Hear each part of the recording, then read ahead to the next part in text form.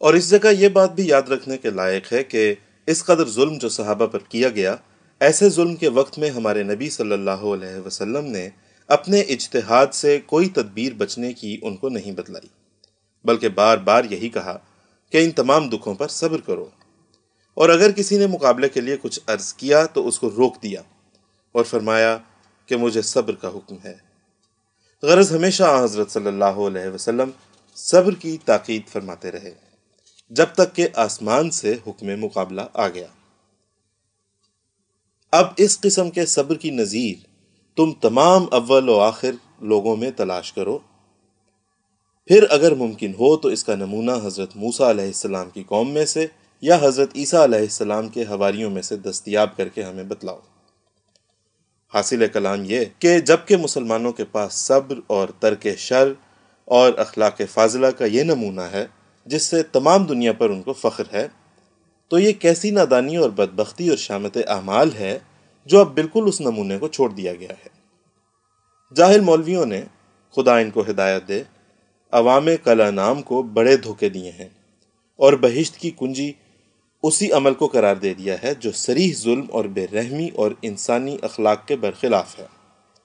کیا یہ نیک کام ہو سکتا ہے کہ ایک شخص مثلا اپنے خیال میں بازار میں چلا جاتا ہے اور ہم اس قدر اس سے بے تعلق ہیں کہ نام تک نہیں جانتے اور نہ وہ ہمیں جانتا ہے، مگر تاہم ہم نے اس کے قتل کرنے کے ارادے سے ایک پستول اس پر چھوڑ دیا ہے؟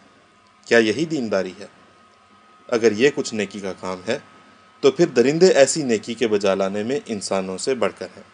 سبحان اللہ، وہ لوگ کیسے راست باز اور نبیوں کی روح اپنے اندر رکھتے تھے کہ جب خدا نے مکے میں ان کو یہ حکم دیا کہ بدی کا مقابلہ مت کرو اگرچہ ٹکڑے ٹکڑے کیے جاؤ، پس وہ اس حکم کو پا کر شیرخوار بچوں کی طرح عاجز اور کمزور بن گئے، گویا نہ ان کے ہاتھوں میں زور ہے نہ ان کے بازوؤں میں طاقت۔ بعض ان میں سے اس طور سے بھی قتل کیے گئے کہ 2 اونٹوں کو ایک جگہ کھڑا کر کے ان کی ٹانگیں مضبوط طور پر ان اونٹوں سے باندھ دی گئیں اور پھر اونٹوں کو مخالف سمت میں دوڑا دیا گیا، پس وہ ایک دم میں ایسے چر گئے جیسے گاجر یا مولی چیری جاتی ہے۔ مگر افسوس کہ مسلمانوں اور خاص کر مولویوں نے ان تمام واقعات کو نظر انداز کر دیا ہے، اور اب وہ خیال کرتے ہیں کہ گویا تمام دنیا ان کا شکار ہے، اور جس طرح ایک شکاری ایک ہرن کا کسی بن میں پتہ لگا کر چھپ چھپ کر اس کی طرف جاتا ہے اور آخر موقع پا کر بندوق کا فائر کرتا ہے، یہی حالات اکثر مولویوں کے ہیں۔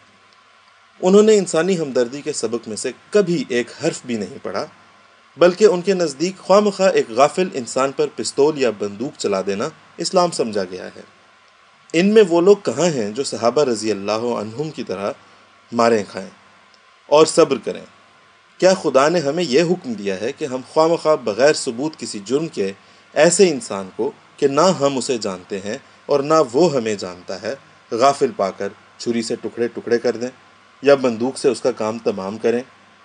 کیا ایسا دین خدا کی طرف سے ہو سکتا ہے جو یہ سکھاتا ہے کہ یوں ہی بے گناہ، بے جرم، بے تبلیغ خدا کے بندوں کو قتل کرتے جاؤ، اس سے تم بہشت میں داخل ہو جاؤ گے؟ افسوس کا مقام ہے اور شرم کی جگہ ہے کہ ایک شخص جس سے ہماری کچھ سابق دشمنی بھی نہیں بلکہ روشناسی بھی نہیں، وہ کسی دکان پر اپنے بچوں کے لیے کوئی چیز خرید رہا ہے یا اپنے کسی اور جائز کام میں مشغول ہے، اور ہم نے بے وجہ بے تعلق اس پر پستول چلا کر ایک دم میں اس کی بیوی کو بیوہ اور اس کے بچوں کو یتیم اور اس کے گھر کو ماتم کدہ بنا دیا۔ یہ طریق کس حدیث میں لکھا ہے یا کس آیت میں مرقوم ہے؟ کوئی مولوی ہے جو اس کا جواب دے؟ نادانوں نے جہاد کا نام سن لیا ہے اور پھر اس بہانے سے اپنی نفسانی اغراض کو پورا کرنا چاہا ہے۔ یہ محض دیوانگی کے طور پر مرتکب خون ریزی کے ہوئے ہیں۔ ابھی ہم لکھ چکے ہیں کہ ہمارے نبی صلی اللہ علیہ وسلم کے وقت میں جو اسلام نے خدائی حکم سے تلوار اٹھائی، وہ اس وقت اٹھائی گئی کہ جب بہت سے مسلمان کافروں کی تلواروں سے قبروں میں پہنچ گئے۔ آخر خدا کی غیرت نے چاہا کہ جو لوگ تلواروں سے ہلاک کرتے ہیں وہ تلواروں سے ہی مارے جائیں۔ خدا بڑا کریم اور رحیم اور حلیم ہے اور بڑا برداشت کرنے والا ہے، لیکن آخرکار راست بازوں کے لیے غیرت مند بھی ہے۔ مجھے تعجب ہے کہ جبکہ اس زمانے میں کوئی شخص مسلمانوں کو مذہب کے لیے قتل نہیں کرتا تو وہ کس حکم سے نہ کردہ گناہ لوگوں کو قتل کرتے ہیں، کیونکہ ان کے مولوی ان بے جا حرکتوں سے جن سے اسلام بدنام ہوتا ہے ان کو منع نہیں کرتے۔ اس گورنمنٹ انگریزی کے ماتحت کس قدر مسلمانوں کو آرام ہے، کیا کوئی اس کو گن سکتا ہے؟ ابھی بتھیرے ایسے لوگ زندہ ہوں گے جنہوں نے کسی قدر سکھوں کا زمانہ دیکھا ہوگا۔ اب وہی بتائیں کہ سکھوں کے عہد میں مسلمانوں اور اسلام کا کیا حال تھا۔ ایک ضروری شعار اسلام کا جو بانگ نماز ہے وہی ایک جرم کی صورت میں سمجھا گیا تھا۔ کیا مجال تھی کہ کوئی اونچی آواز سے بانگ کہتا اور پھر سکھوں کے برچھوں اور نیزوں سے بچ رہتا۔ تو اب کیا خدا نے یہ برا کام کیا جو سکھوں کی بے جا دست اندازیوں سے مسلمانوں کو چھڑایا اور گورنمنٹ انگریزی کی امن بخش حکومت میں داخل کیا، اور اس گورنمنٹ کے آتے ہی گویا نئے سرے سے پنجاب کے مسلمان مشرف با اسلام ہوئے۔ چونکہ احسان کا عوض احسان ہے، اس لیے نہیں چاہیے کہ ہم اس خدا کی نعمت کو جو ہزار دعاؤں کے بعد سکھوں کے زمانے کے عوض ہم کو ملی ہے یوں ہی رد کر دیں۔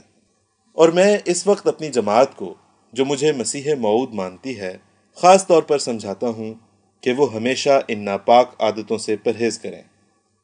مجھے خدا نے جو مسیح موعود کر کے بھیجا ہے اور حضرت مسیح ابن مریم کا جامہ مجھے پہنا دیا ہے، اس لیے میں نصیحت کرتا ہوں کہ شر سے پرہیز کرو اور نوع انسان کے ساتھ حق ہمدردی بجا لاؤ۔ اپنے دلوں کو بغضوں اور کینوں سے پاک کرو کہ اس عادت سے تم فرشتوں کی طرح ہو جاؤ گے۔ کیا ہی گندا اور ناپاک وہ مذہب ہے جس میں انسان کی ہمدردی نہیں، اور کیا ہی ناپاک وہ راہ ہے جو نفسانی بغض کے کانٹوں سے بھرا ہے۔ سو تم جو میرے ساتھ ہو ایسے مت ہو۔ تم سوچو کہ مذہب سے حاصل کیا ہے؟ کیا یہی کہ ہر وقت مردم آزاری تمہارا شیوا ہو؟ نہیں، بلکہ مذہب اس زندگی کے حاصل کرنے کے لیے ہے جو خدا میں ہے، اور وہ زندگی نہ کسی کو حاصل ہوئی اور نہ آئندہ ہوگی بجز اس کے کہ خدائی صفات انسان کے اندر داخل ہو جائیں۔ خدا کے لیے سب پر رحم کرو تا آسمان سے تم پر رحم ہو۔ آؤ میں تمہیں ایک ایسی راہ سکھاتا ہوں جس سے تمہارا نور تمام نوروں پر غالب رہے، اور وہ یہ ہے کہ تمام سفلی کینوں اور حسدوں کو چھوڑ دو اور ہم درد نوع انسان ہو جاؤ اور خدا میں کھوئے جاؤ، اور اس کے ساتھ اعلیٰ درجے کی صفائی حاصل کرو کہ یہی وہ طریق ہے جس سے کرامتیں صادر ہوتی ہیں اور دعائیں قبول ہوتی ہیں اور فرشتے مدد کے لیے اترتے ہیں۔ مگر یہ ایک دن کا کام نہیں۔ ترقی کرو، اس دھوبی سے سبق سیکھو جو کپڑوں کو اول بھٹی میں جوش دیتا ہے اور دیے جاتا ہے، یہاں تک کہ آخر آگ کی تحسینیں تمام میل اور چرک کو کپڑوں سے علیحدہ کر دیتی ہیں۔ تب صبح اٹھتا ہے اور پانی پر پہنچتا ہے اور پانی میں کپڑوں کو تر کرتا ہے اور بار بار پتھروں پر مارتا ہے۔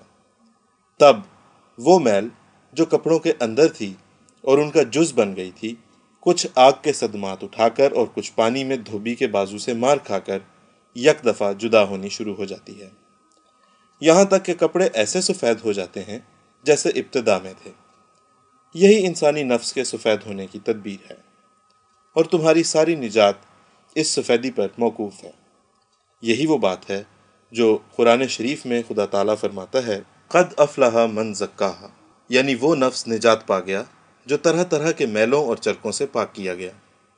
دیکھو میں ایک حکم لے کر آپ لوگوں کے پاس آیا ہوں، وہ یہ ہے کہ اب سے تلوار کے جہاد کا خاتمہ ہے، مگر اپنے نفسوں کے پاک کرنے کا جہاد باقی ہے۔ اور یہ بات میں نے اپنی طرف سے نہیں کہی بلکہ خدا کا یہی ارادہ ہے۔ صحیح بخاری کی اس حدیث کو سوچو جہاں مسیح موعود کی تعریف میں لکھا ہے کہ یضع الحرب، یعنی مسیح جب آ جائے گا تو دینی جنگوں کا خاتمہ کر دے گا۔ سو میں حکم دیتا ہوں کہ جو میری فوج میں داخل ہیں وہ ان خیالات کے مقام سے پیچھے ہٹ جائیں، دلوں کو پاک کریں اور اپنے انسانی رحم کو ترقی دیں اور درد مندوں کے ہمدرد بنیں، زمین پر صلح پھیلاویں کہ اس سے ان کا دین پھیلے گا۔